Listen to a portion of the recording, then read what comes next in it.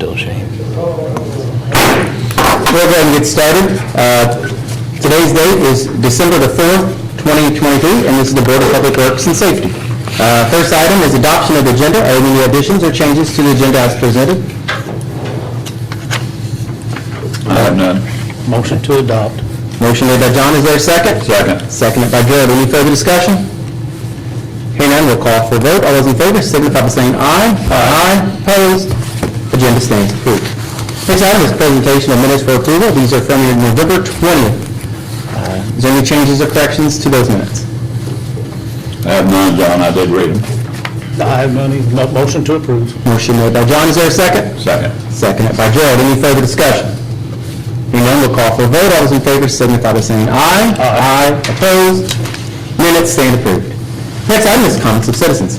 To any citizens that would like to make any comments, please come up to the microphone, state your name and address for the minutes, please. All right, seeing none, we'll move on to department head reports. We'll just go down the line. We'll start first with Chris Dugan, wastewater department. Thanks, Mayor and Board. I do not have a written report tonight. I just want to remind the Board that December is a big traffic inspection month, so you'll see our vehicles at the grocery stores, bars. So you're not in there having lunch? No. Okay. Lots of lunches in one day. Chris, real quick, I know there's been a few residents concerned about on 9th Street in the 1000 block about an odor.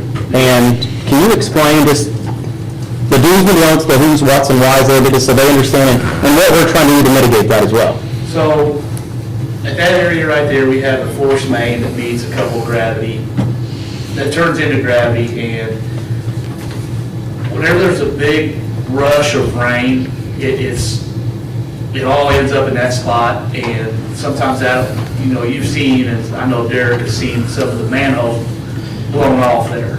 It's the gust of wind and the gases that are down in the sewers that cause that to happen.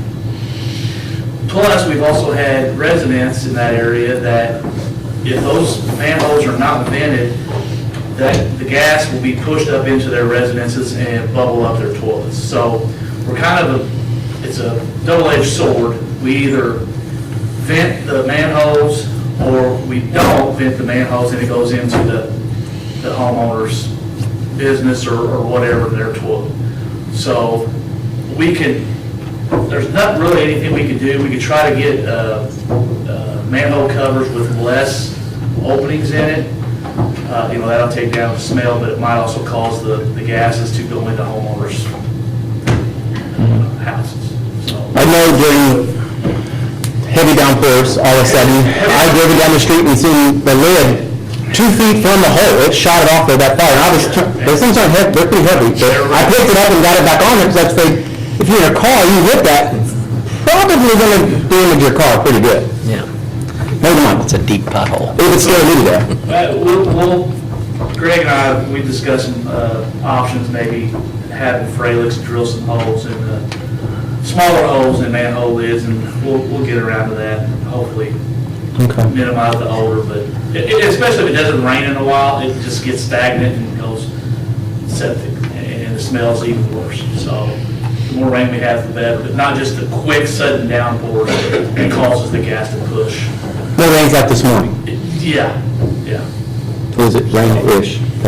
Okay. I understand there's been some odor issues, but we'll try to rectify that a little bit better. All right. I sure appreciate it. And I know the residents do too, so thank you. They said that manhole where it collapsed a couple of years ago, Greg, and that That's truck it. went in it. That's one of them. That's it. There's another one in the middle of the block. It actually starts there where Gerald's talking about, and that gust of wind, the gust of gas pushes down towards tail and hits that manhole. There's one not in the middle of the block, and then even the one on Tell Street was, off it, not like off it like the other one, but it was tilted enough. There's a big vault in that area where the electric department ran into that, and it was just away by all the gas. We tore up our manhole. We should have seen the boom. There's no way to buy a An inside joke. locking manhole like meters. Yeah, you can lock it, but we got. It wasn't funny anymore after that, was it? Okay. Yeah. So it's a So the manhole covers today have no holes in them? They do have, right now, they have holes in it, so that's why they're getting. That's why that odor smells bad, and it is bad. Oh, and we- You know, when we seal them, that's when it starts going into the houses, I you know. know. Whenever there's a big gust, big rush of rain. Well, I think trying the smaller holes, see what happens. And if that doesn't work, then maybe you can reach out to some engineering firm, maybe they have a different solution that we've not thought of. Yeah, because if you try to put some smell good around it, it just doesn't work, it just wears off. Well, it would wash out pretty quick, or it could. Okay. So, All right, thank you, Chris. All right, next department, Albie Stiff, Greenwood Cemetery. And he does have a written report. Yeah, I've got a little change on it there. I'll get to it in a second. For November, we had 5 traditional burials at $2,000, and then down in the sales, I'm showing on the report 3 residents sales, and actually should have been 3 non-residents at $1,170. And that makes the total $3,170. Okay, thank you. Move that. Everything seems to be going pretty good. Okay.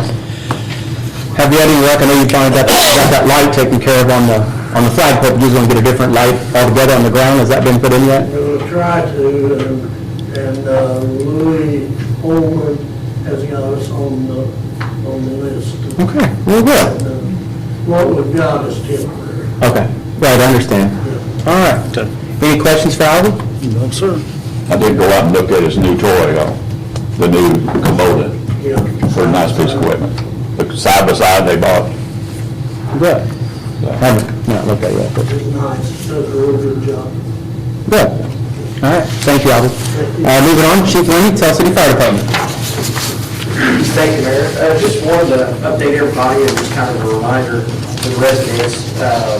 December 1st, our new ISO rating becomes official. You know, I talked about, announced it earlier on that we actually improved. The actual rate took effect December 1st. Just a reminder to homeowners that change in that rate could greatly affect their insurance, hopefully, their homeowners insurance. So don't know if that's something insurance agents will catch on their own. Excuse me. Councilmember Kleeman actually took by that ISO rating change to several of them. I don't know which ones he made it to yet. I don't. To the insurance company. Yeah, directly to him. What was, this is the public knows in the meeting, what was the ISO rating and what is it now? Okay. Or what- We was a 6 for years, and it goes from 10 to 1, with 1 being the greatest, the best, and 10 being the worst. We went from a 6 to a 4, so it was a pretty good change. We improved, Hamilton improved, Detroit improved, so it should be a quite savings for everybody. Basically, that is everyone that is in our response area. That includes part of Detroit Township that we make runs in. If you're in Detroit Township and you actually, if we respond to your fire in Detroit Township and you have a fire hydrant in your area, you get the same rating as anyone in the city. If you don't, you still get a lower rating. It's called an X. Basically means there's no fire hydrant. And It's a great improvement. so, just so the public knows, to achieve that, it wasn't just they decided to come down and look. It was a 16-inch main to the water tower that created that loop. Yes. That's one reason. The new fire engine that we used, that we paid with edit dollars that we saved, that was a new reason. The another engine being parked out at on the annex is another reason.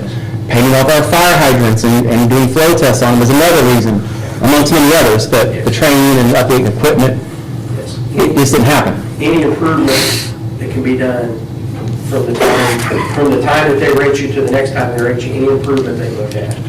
And then also, if you don't keep those improvements up, it can be a deficiency next time and you could go back. So we always have to strive to keep going forward, basically. The improvements in the water is 40% of the rating. Dispatch is 10%, and dispatch did excellent. Yeah.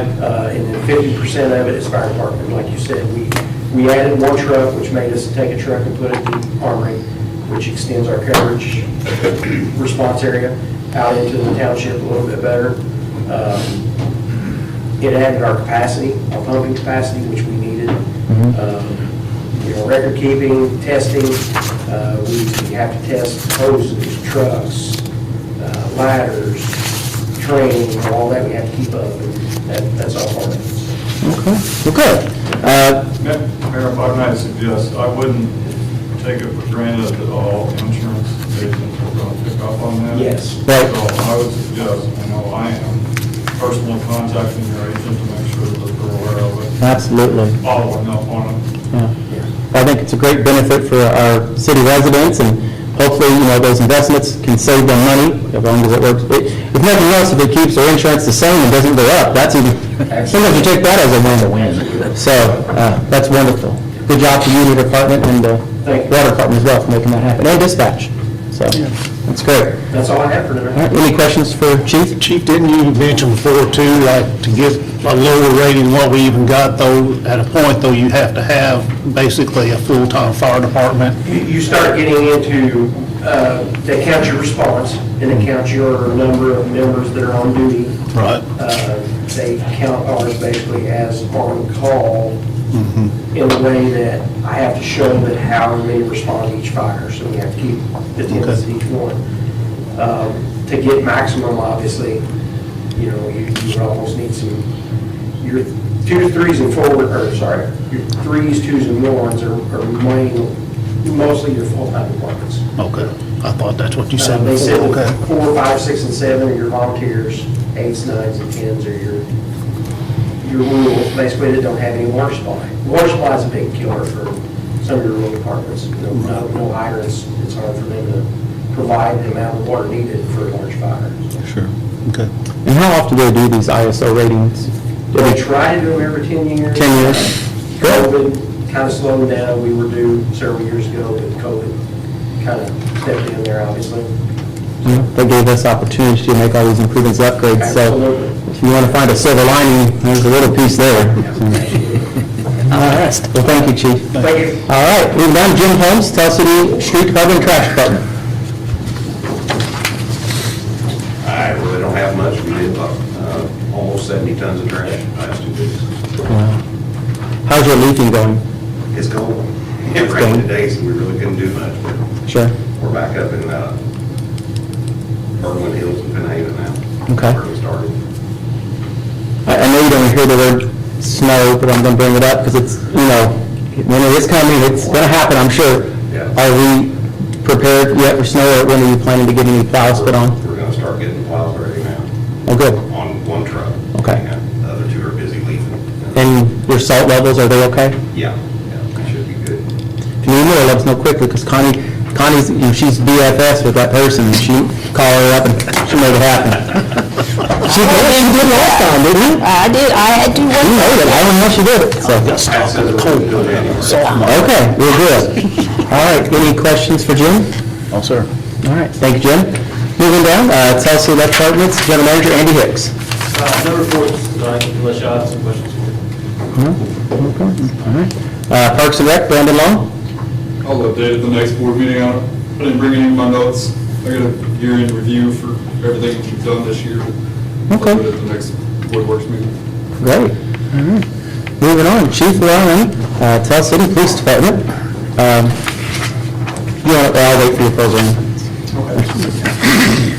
I can get it ready if you want it. Good evening.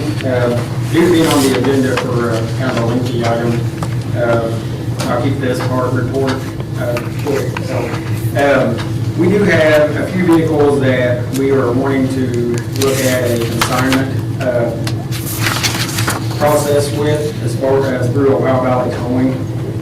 Back when the city did their auction, we considered putting a couple of our decommissioned police vehicles in that auction, but, we didn't anticipate that we would do quite as well, as we would if we would put it in the actual large auction there in Clarksville.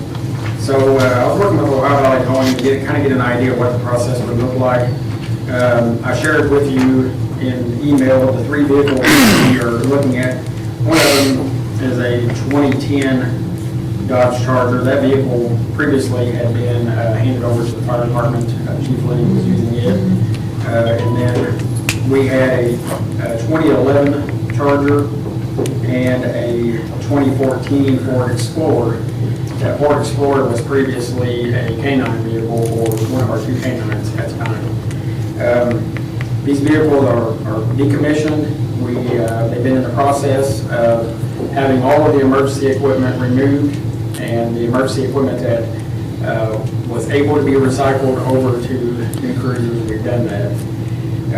So the values that we are looking at, based on the market value with the research they provided, the Ford Explorer has an anticipated value of $6,550. The 2010 Charger, $2,150, and then the 2011 Charger, $3,550. The consignment agreement would be that if we agree to it, Ohio Valley Towing would take the burden of getting the vehicles there, making the arrangements to have them up for the bid. We would have the final say on whether or not we would agree to the offer. If we were to agree to it,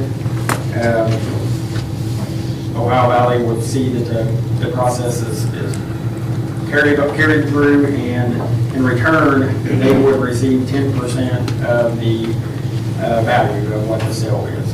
So the consignment agreement is for Mayhem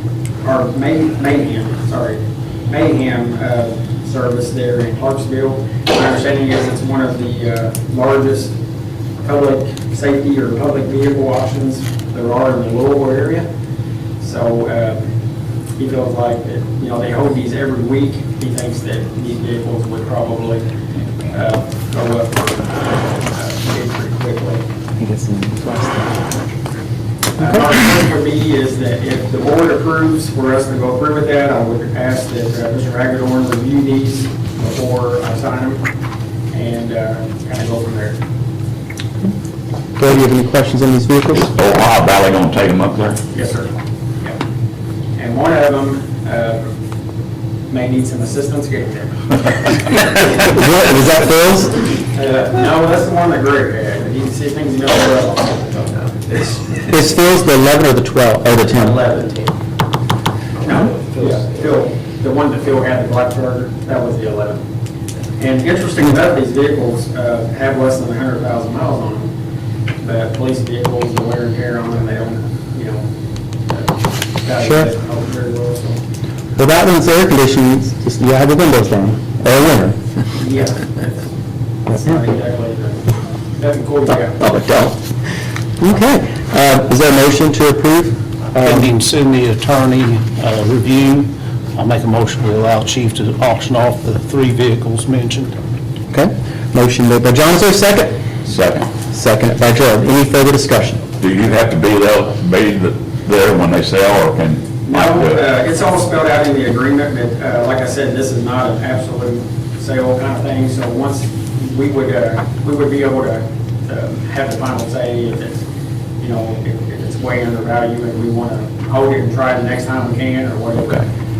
Chief, you may have said this, and I may just didn't pick up on it. Is this an online auction or in-person auction? I believe it's in person. Okay. Yeah. I think it's all Interstate 65 up there, it's a big. It's actually a hybrid. thing.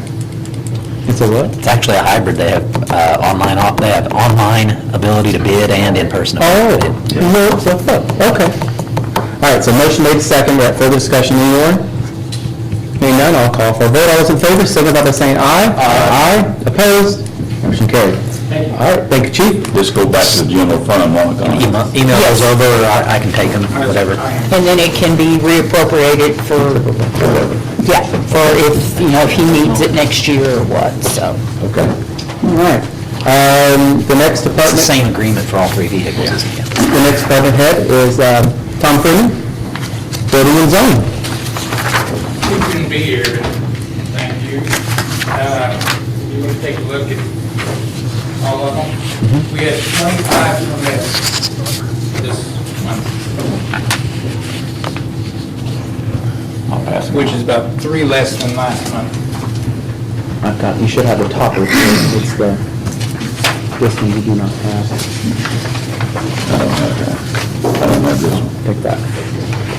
For the year, Yeah, we're dude. about Now, dude. 45 I've got, I ahead. don't have the long sheet, but I have them. You have any questions?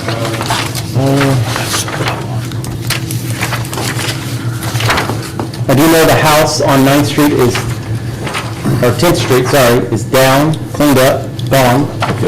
Uh-huh. 39, is that what it is? 37, it is gone, so, that was one that was taken care of. I understand there are some improvements, some, at the old, Hinton store location there, still a lot more to go, The but, sidewalk is clean because you noticed the letter I specifically yeah. said. But it moved to the side, and that's, Yeah, it's still, but at least the sidewalk where pedestrians can walk is somewhat improved. Bill, do you have any questions on Tom's and Steve's report? I have none. No, sir. Okay. Well, thank you very much. We appreciate all you're doing. All right, that concludes all the department head reports that I see here. So we'll move on to wastewater adjustments, which we do not have any for this meeting. So now on to old business, the K-9 program. Charles City Police Department Chief Will Allen's got a program for you. So let me pull this up. Okay, Chief, where did you say this is? You did that little monitor looking thing up on the very top, That? and now all the way to the other side.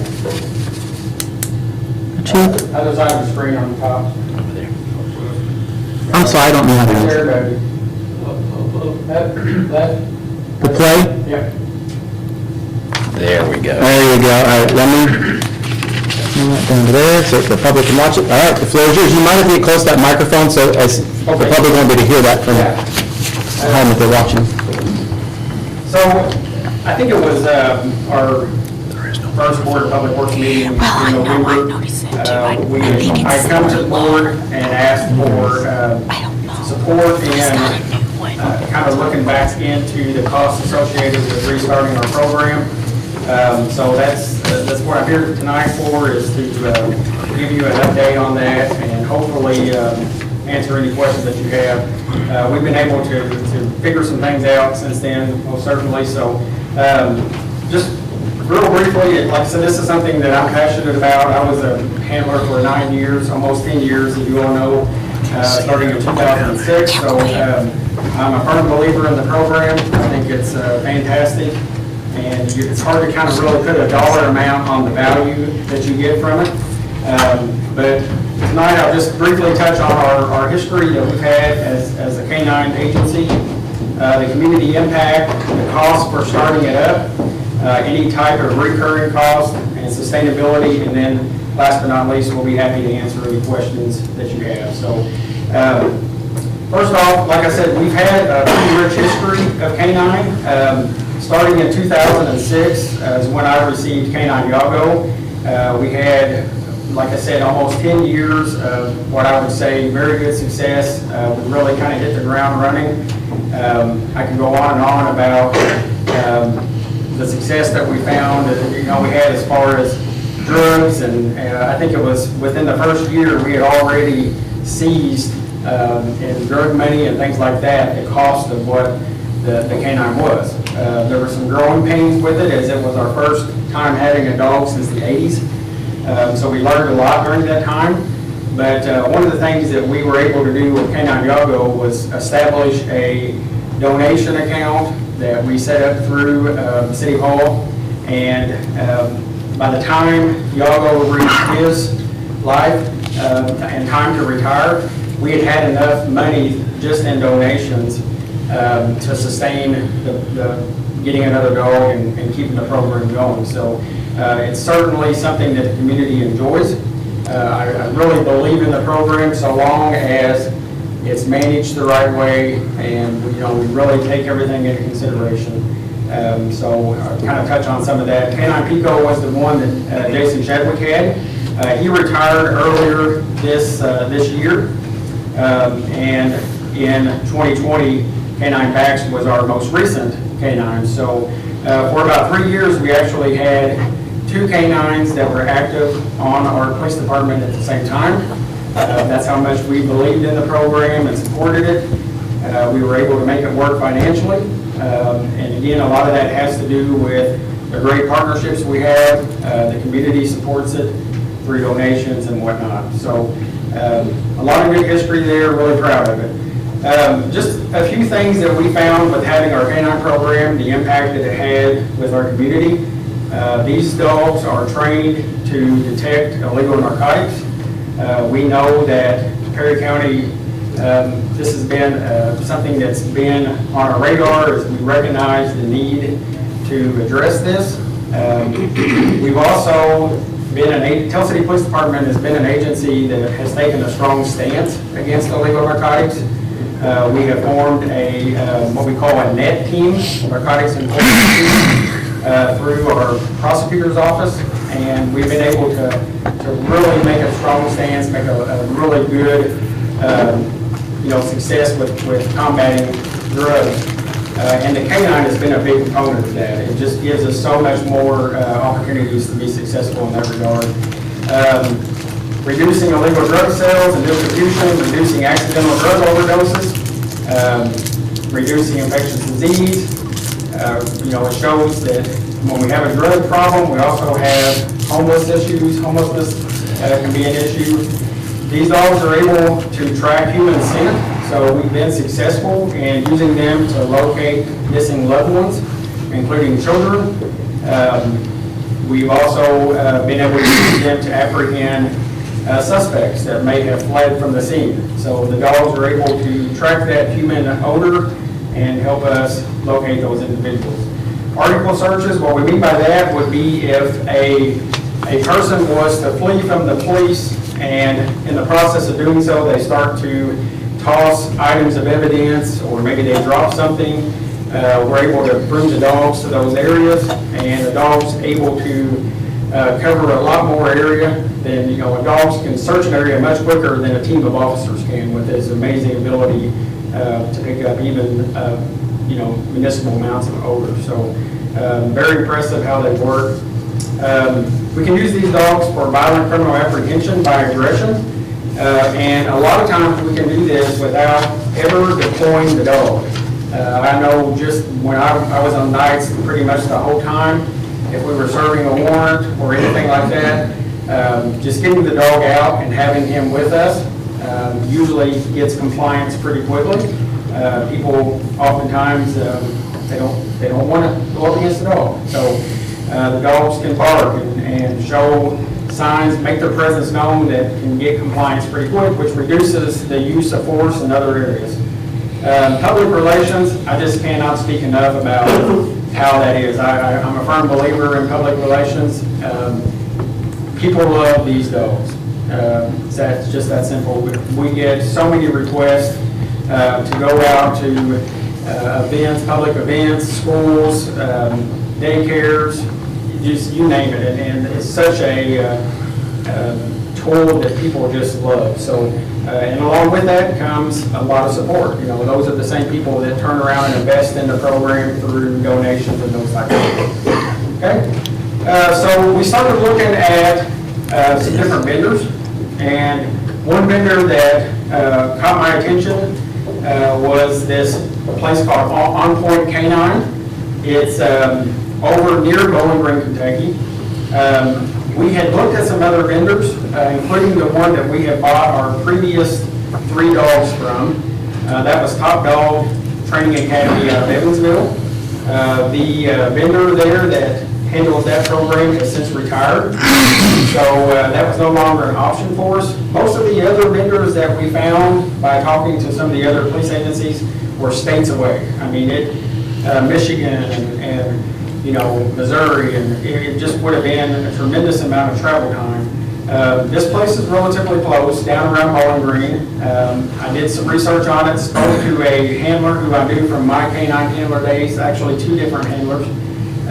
They had really good things to say about it, about this place. Myself, Roger Smith, and the sheriff drove down and looked at this, visited this place, looked at the dogs. I was very impressed based on my experience. We were able to see a few of the dogs, including a couple, one that I'll show you here in a moment. But we really think that this would be a good fit. The owner is a decorated canine trainer with a lot of experience, so I think it would be good. This is Canine Alvin. Tell you a little bit about this guy. I have not seen him in person, but I've had occasion to watch some videos of him. I do know that right now, finding a drug detection lab is very challenging. There's a high demand, and the reason why is because airports are buying them as quick as they come out, and TSA is just hogging them all up. On Point shared with us that this dog here is in Mexico. He has the opportunity to purchase the dog, showed us some videos, those type of things. I was very impressed with the videos that I saw. When we're thinking about the lab, that is not the dog that we would purchase for regular patrol. But it takes me to the point that as we started looking into this canine program, I really wanted to think about how we can maximize this program to be the most effective for our community. And I thought about a partnership that we have with our Tulsa Detroit Township School.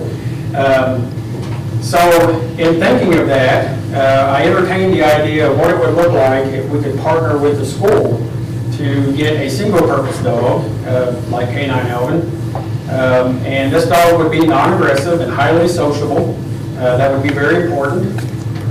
Be trained in narcotic detection, trained in human scent tracking. And it's important to understand that human scent tracking in non-violent situations, we would not use this dog to track a suspect or something like that, because the dog would not be trained to defend himself as a handler. But it could be used to help track missing children. We've been deployed to help with children with disabilities. We have a program called Project Lifesaver that we're really proud of, and this dog can be used in conjunction with that to help maximize our results there. The dog will be trained in article searches, just like we mentioned before, with recovering firearms or other pieces of evidence. Socially trained for disciplined human interaction. The purchase of this dog would include the academy training, the dog, for the academy training for the dog and the handler. Okay, so the dog would have a fair amount of training before a handler would even go there, and then it would be a matter of the handler and dog working together to understand how to be a team. The training duration for this single-purpose dog would be 3 to 4 weeks. This particular dog, if we're successful, would be assigned to police patrol with our school resource officer, who we have here with us today, Officer Martin. We've had some conversations with him about it, and along with Mr. Shono, our school superintendent, and I can tell you that our superintendent is 100% behind this idea. They feel like this would be an outstanding, take our partnership to the next level. So I want to have Triton look like with you and talk a little bit about, he's done an extensive amount of research on dogs in the school. So, Triton. Although I met most of you guys, like Chief Allen said, I'm the school resource officer. I've had the opportunity to be the school resource officer now since, I would say, roughly February of last year. And didn't prepare very much for this in this aspect, because this is something I'm really passionate about. Usually I write a big speech, I'll get a ton of notes, but I thought tonight I will get up here and speak out of passion. So when I was going through the police academy in 2020, a K-9 was never in the back of my mind. I always thought I'm going to work solo patrol, I'm going to be the best I can be, I don't need a dog, and that's until I started policing in the real world. So I was very, very eyes open wide the first time I got to see K-9 backs work. It amazed me. It really, really impressed me with just how far you can get with a dog and what you can accomplish with a dog, both in terms of not only apprehension and drug seizure, but also in terms of, personality and PR with people. So I quickly decided that I'd like to be a canine handler one day. So time passes, I transitioned from the road into the school, and I began doing research. This was very early, even before I came into the school. I began thinking, how would a K-9 work in a school environment? And from day one, I can say that bringing a canine into school is something that you're beginning to see a trend in, and it's because there's a lot of success that comes with it. There's a lot of things that go on in our schools that I never had my eyes open to. Not bad things, but there's a lot of opportunities there that are just lying to be opened. And one of those is building relationships in terms of the student body. And that's something that I set out to do very quickly. With this, I was all about doing the best that I could do. And in discussion with some of our school student services, some of our school counselors, I found that while the kids like me, while I have a great relationship with the kids, I could still do better. One thing that steps in our way a lot of times when interacting with these kiddos is our uniform, right? Some come from families where we're seen as enemies, right? People don't necessarily like the cops in some instances. A dog, in that sense, is another bridge there. It's another way to bridge that gap. And in that sense, I look at it as a canine as a point of early intervention, right? Whereas the other dog we're looking at, its pure job is to get drugs off the streets and apprehend criminals. This is a chance to spot some of the students that may struggle with this stuff and address that very early. I'm all about early intervention. Let's stop the problem before it really has a chance to catch on.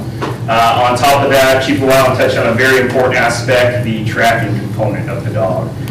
Even though the city is not a heavily wooded area, we have had some instances where sometimes, whether it's working in the summer, a child may go missing, or, a dementia patient, something along those lines. The canine offers another avenue there. The point I want to touch on most is, in my time in the school, for the longest point, Alvin, the dog that you just saw, the only resource I had to look at him was a grainy video sent by the trainer in Mexico. His name's Alvaro, correct, is the trainer. So I don't know if he was using an old flip Nokia or what, but he took us this video and he sent it all the way from Mexico. And for about a month and a half period, that's the only thing I had to look at. And I probably rewatched that video 100 times each day. Before coming here, I wanted to generate the idea, see if the kids would really be that receptive. So if I saw a kid, I would discuss, hey, I might be getting a canine partner one day. What do you think? I have yet to have a kid that's afraid of that dog. I would argue that some of the kids are more excited than I am. So Lieutenant Smith prepared some of this presentation. I kind of touched off a lot of it already, but there are numerous studies that show that having a dog in a school environment not only improves your relationship with the student, it can improve things like their increased reading and language skills, their social, emotional, and humane gains, and their improved gross motor skills. An idea I have is bringing the dog in the classroom and allowing kids to read to it. That's something that we found has worked tremendously across the United States as a whole. They also serve as a frontline defense for the presence of drug and contraband in and around our schools. It's, once again, going to be that early intervention. And a unique point for me is that I work the road in the summertime, so we would go back to that status of having 2 canines when I'm not in the school. So we're going to see a benefit on both ends. So I usually get asked 100 questions by kindergartners every day, so I'm just going to ask now, does anyone have any questions? This is kind of a new program. We expected some questions, so if anyone has anything on their mind right now, feel free to ask. Go ahead. What is the life expectancy of that dog, school dog, to, I think, 6 years on a canine? Which one want to answer? You want me? Yeah, I mean, in my opinion, based on the research I've had, I would say that the life expectancy for this type of dog would be a little longer than a typical patrol dog, much less stress, a lot less jumping in and out of the car, those kind of things. So, I would think that, for a police dog, anywhere from 6 to 9 years for a patrol dog, I would think that it would be a little bit longer for a single purpose dog. Definitely, and this isn't a dog that the patrol spends a lot of its day or patrol shift, in a kennel, in a confined area. This is a dog we plan to actively have out in school with us, obviously walking right by my side, going into classrooms, so it's going to experience a health benefit with that as well. Any other questions? Yes, sir. I got a couple of them. Going on. I didn't see anything about, does it spell out a gun? So, in the black powder training aspect, and correct me if I'm wrong, Chief Llewellyn has a lot more experience in this. In and of itself, it won't be black powder trained, but with that being said, it is article trained. So like, as an example, let's say, God forbid this ever happened, someone came onto campus, had in their possession a firearm, and then they ditched that firearm. If we're able to catch on to that, we could use the odor of the individual that was believed to have that firearm to recover the firearm. And that goes the same for any article. Now, if all people or all the kids are handling it, okay, say 4 kids come through, they got hand lotion, they pat the dog, the fifth person can walk through there with a pound of marijuana, and is the dog going to have lotion all over its face and still be able to smell? Yeah. So I mean, too much attention from the kids, is that going to affect? From everything we anticipated, no. There's a lot of people out on the road that have tried tons of things, whether it be red pepper, perfumes, they try to do that with us, and a canine's ability to smell and to differentiate that odor is obviously very, very heightened. So, no, that should not have any interference as far as I'm concerned.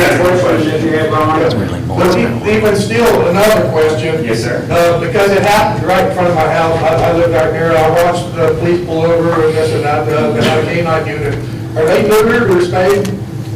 Typically, no. It just depends on their demeanor and whether or not, if it becomes a distraction to keep them from being able to perform effectively, then they normally try not to do that, so. Oh, okay, because where I live, and we watched one time, and I sat there and watched it, and I couldn't believe the dog kept coming towards the house, and I was like, that car was out on the street, the dog wanted it in the house, we had a female in heat. So, I mean, that dog was really distracted bad, that's why I was asking if it was neutered or anything that would help prevent that.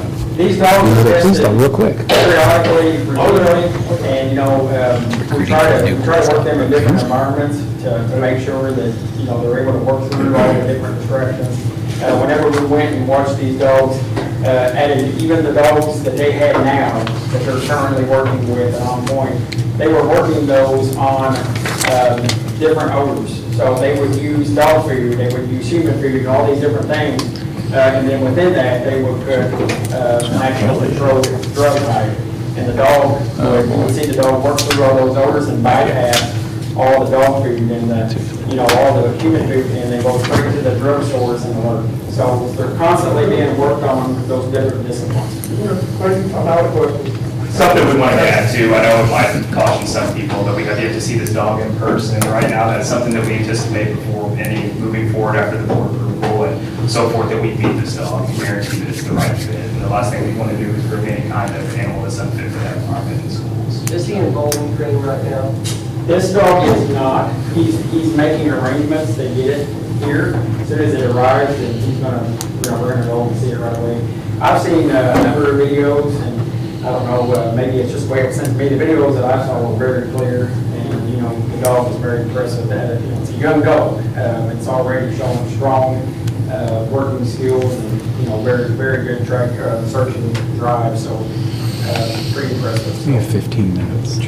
Yes.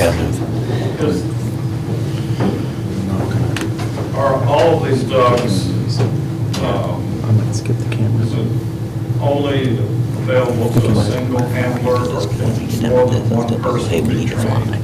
Typically, especially a patrol dog. A patrol dog is handler specific, okay? So, there's just a very unique bond that comes along with that. And those dogs, once that dog is pretty much bonded with that officer, he's not going to follow commands from any other officer or whatever. In fact, it's even hard we've had to train to rescue that officer. That officer would get hurt, and how to properly get that officer, and handle the dog individually. So it's a strong bond. Now, single purpose is a little different, but typically, it is a team. So unless there's very unique circumstances that we just can't foresee, it would be handler specific to that dog. Okay. Thank you. Yes. On the search and rescue, the dog can differentiate whether it's a friendly search or a criminal aggressive search. Can you repeat? We can't hear the questions up there at all. She wanted to know if the dog can differentiate the type of search, like if it's a high-risk search as far as a violent offender versus. Okay. And that would be up to the handler to make that decision. So that the handler, they're trained to let the dog know. Our policy requires that if, let's say that there's a request for one of our canine units out in the county, for example, our policy is that a supervisor would learned the circumstances, and this is all done very quickly. Learned the circumstances, what are we searching? We have standard SOPs that we follow that's already spelled out on the different types of situations. And we would make a determination on which type of dog would be best for that. If it is for example, Alzheimer's patient or a child with a cognitive disability or something like that, we would rather put the lab on that track any day as opposed to a German Shepherd or a Belgian Malinois, because we want that the reward at the end of that is going to be a permanent encounter, So that's how we would make those decisions. Chief, I think it's noteworthy that speaking with the vendor that Alvin is spoken for, if he doesn't fit the needs for the department. There is a line of departments waiting on him, should we say no. Yeah. But we do have the first opportunity at Alvin. Yeah, thank you. So there'll probably be some questions at the end, just moving forward a little bit, kind of talking about the financial breakdown. We did, like I said, I did speak with Mr. Shoto. The cost of Alvin was $12,500. That included the training for the dog and the handler. That was a pretty high number. It was, but it goes back to the demand for these type of dogs right now. Because of what we were looking for, we were able to kind of speak with this vendor and try to maximize what we could get here.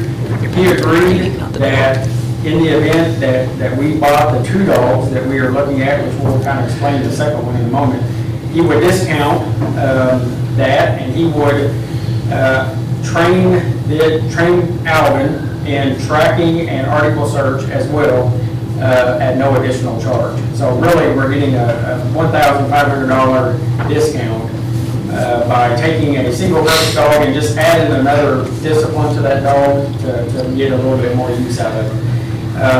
The school superintendent has already verbally committed to paying half of that dog with our partnership. We have another donor that has come forward to pay the other startup cost for that dog of just over $5,000. So, we're looking at the startup would be $5,500 for the one dog. Total would be $5,500 from us, $5,500 from the school.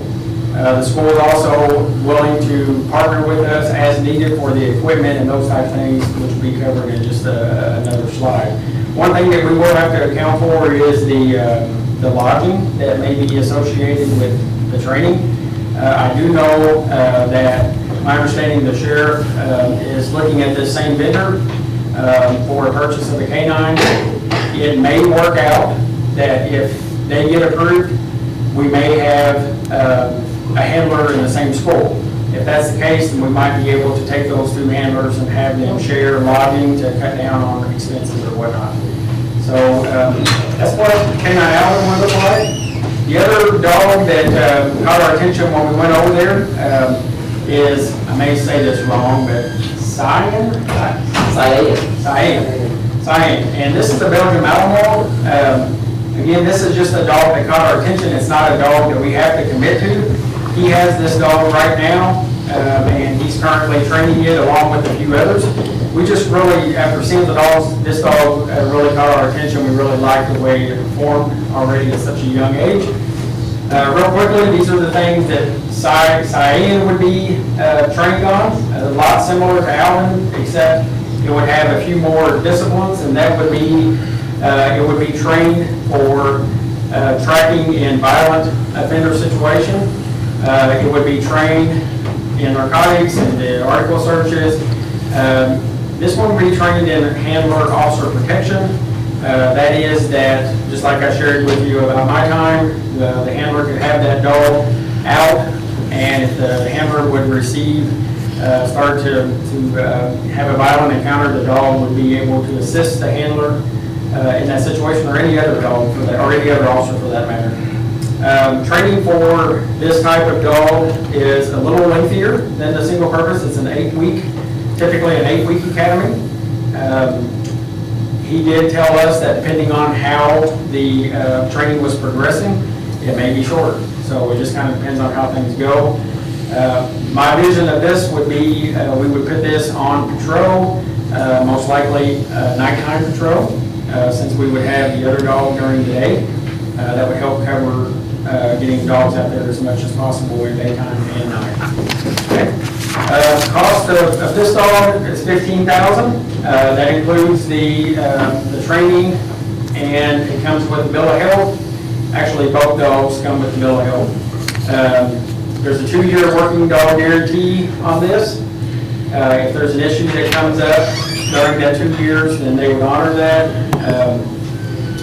What I really liked about this On Point is they offer lifetime training, which is, I've never seen a vendor do that before. So our officers would be able to go over there and attend any of the trainings that they have at no cost.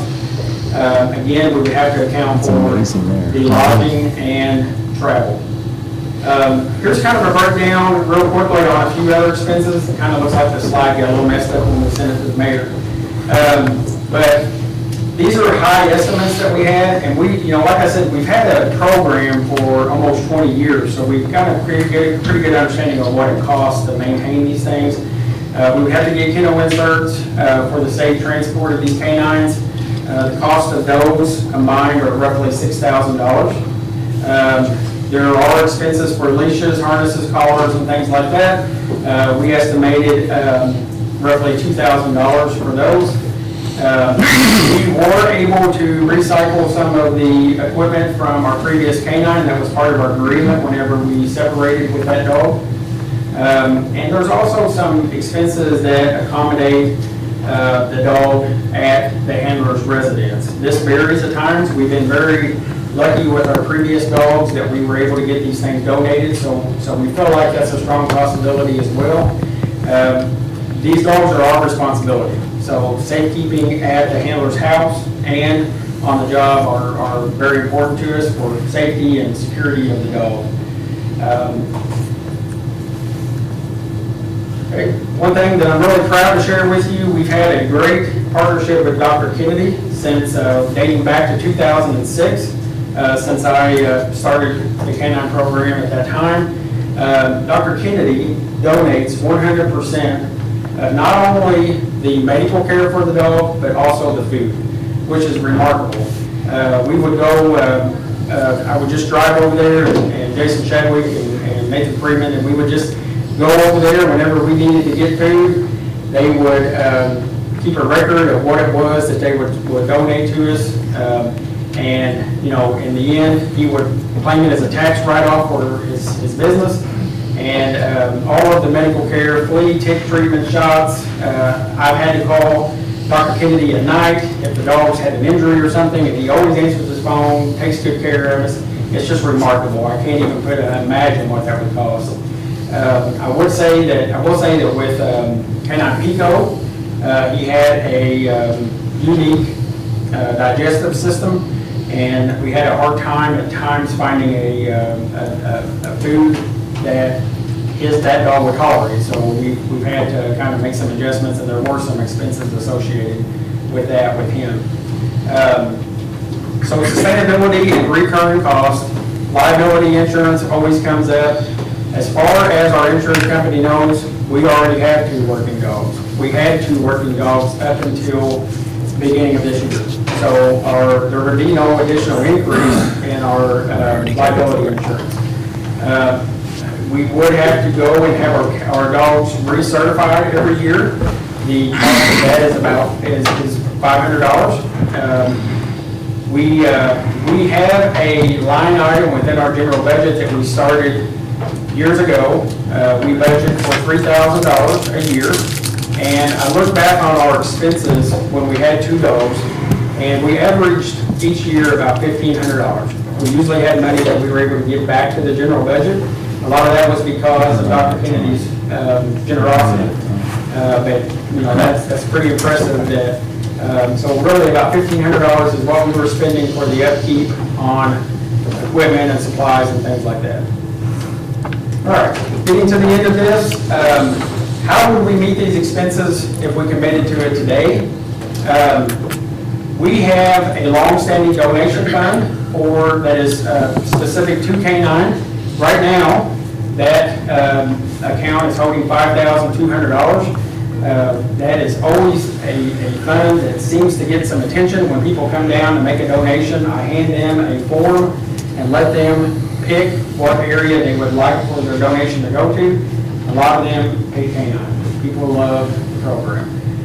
We have an additional donor that is ready to support us for $5,000 right now. We have a grant application that is pending.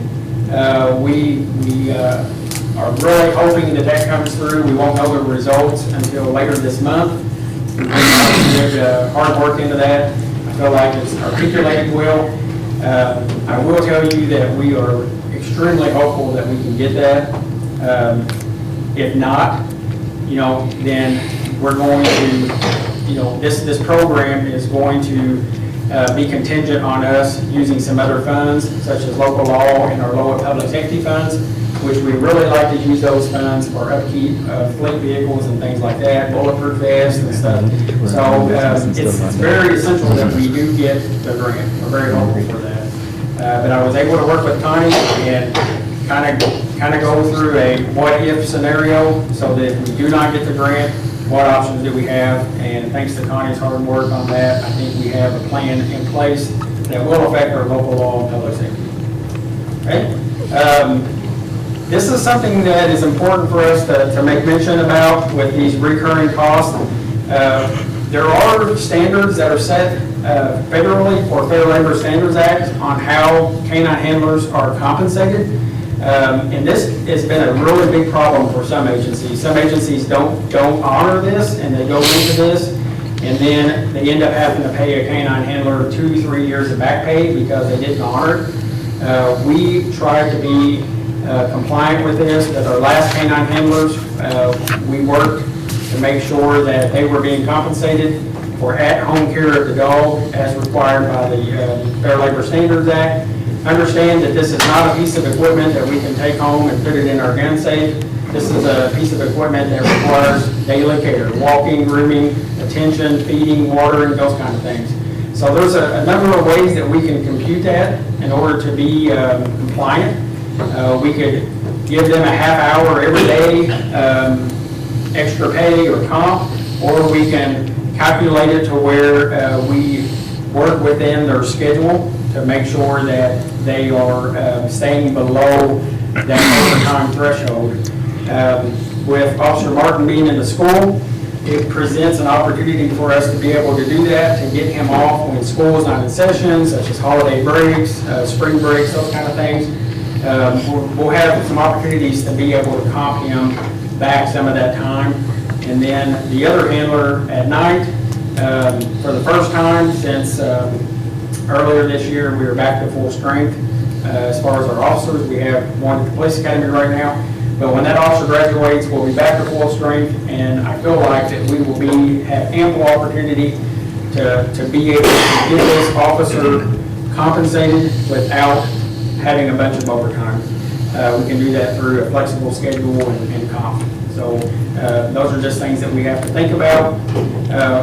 We understand that in the event that the county does get a canine, that would also help as far as our overtime, because that would be one more dog in the county that would be available. So in the years past, we were the only canine in the whole county, and we always try to be good neighbors and honor mutual aid requests. So we would use our dogs anytime the county would ask, and we were available, which was most of the time. We've gone to Spencer County, Hancock County, you name it. We've been everywhere to provide assistance.